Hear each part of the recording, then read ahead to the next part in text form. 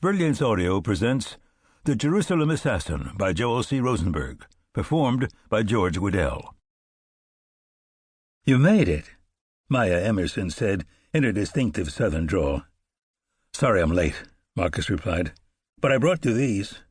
He held out the bouquet, and the old African-American woman's face lit up. "Oh, I love him. Aren't you sweet? And Marcy would be thrilled. She's been talking about you all week. And she just loves daffodils. How did you know?" As Marcus shrugged, he most certainly hadn't known, the large woman stepped out on the porch and gave him a hug, kissed him on both cheeks, and insisted, as she always did, that he return the favor. Only then did she lead him inside. As Maya disappeared around a corner, Marcus took off his jacket and hung it in the front closet. At the same time, he removed the magazine from his pistol and cleared the chamber, slipping both the mag and the round into his jacket pocket. The aromas wafting down the hall from the kitchen were heavenly, and they were beckoning him.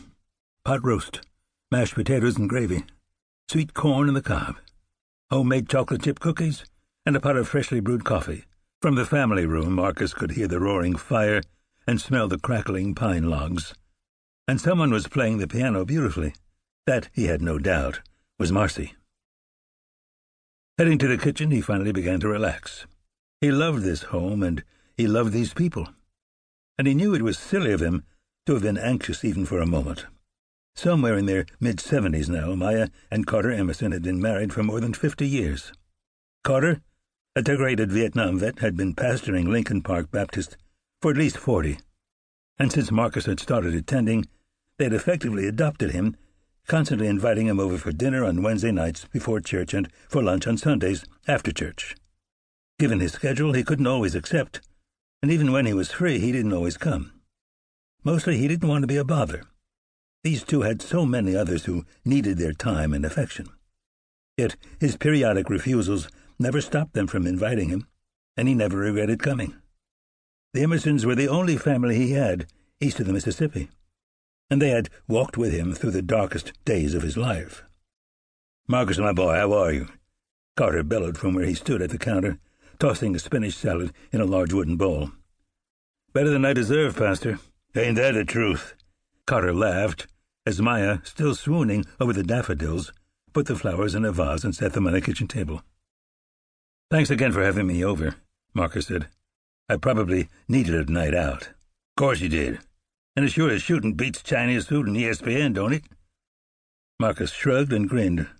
The man knew him too well. "Well, I hope you're hungry," Carter said as his wife checked the roast. "Maya made your favorites to celebrate your big new job. Can't wait to hear all about it." Before Marcus could respond, the prettiest girl in the world appeared in the doorway to the family room. She came sprinting into the kitchen and threw her arms around Marcus, squeezing him like she was never going to let him go, and for the first time all day, in too many days actually, a smile broke across his face. "Young lady," Carter said, "did I tell you or did I tell you this here is the kindest boy in the entire church? Better snatch him up now before someone else snags him, and look, he even brought you your favorite flowers." The Emersons' granddaughter was only 9, but she was smart as a whip and effervescing with a joy that hardly seemed real. Beaming, Marcus scooped up the wiry little girl and whirled her around. She squealed with laughter and gave him 2 big kisses, one on each cheek. Marcus immediately kissed her back before she ran to the kitchen table, bent down, smelled the flowers, and hugged him all over again. Marcy wasn't Carter and Maya's only grandchild. She was, however, the one who lived the farthest away, and she was certainly the one who had experienced the most pain. Her father was nowhere to be found. Marcy had never even met him.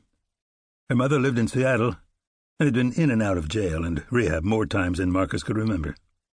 Each time, Gammy and Pop had flown to Seattle to help out, then brought Marcy back to stay with him. So it was again. She was staying at least through Thanksgiving, Carter had said over the phone, when he invited Marcus to dinner, and probably through Christmas. "I drew a picture of you," Marcy whispered. "Want to see it?" "I'd love to," Marcus whispered back. He set her down and winked at Maya before following the girl into the family room. There they curled up in a big chair by the fireplace and reviewed Marcy's entire portfolio while Carter started a Duke Ellington album playing on an old Victrola in the corner.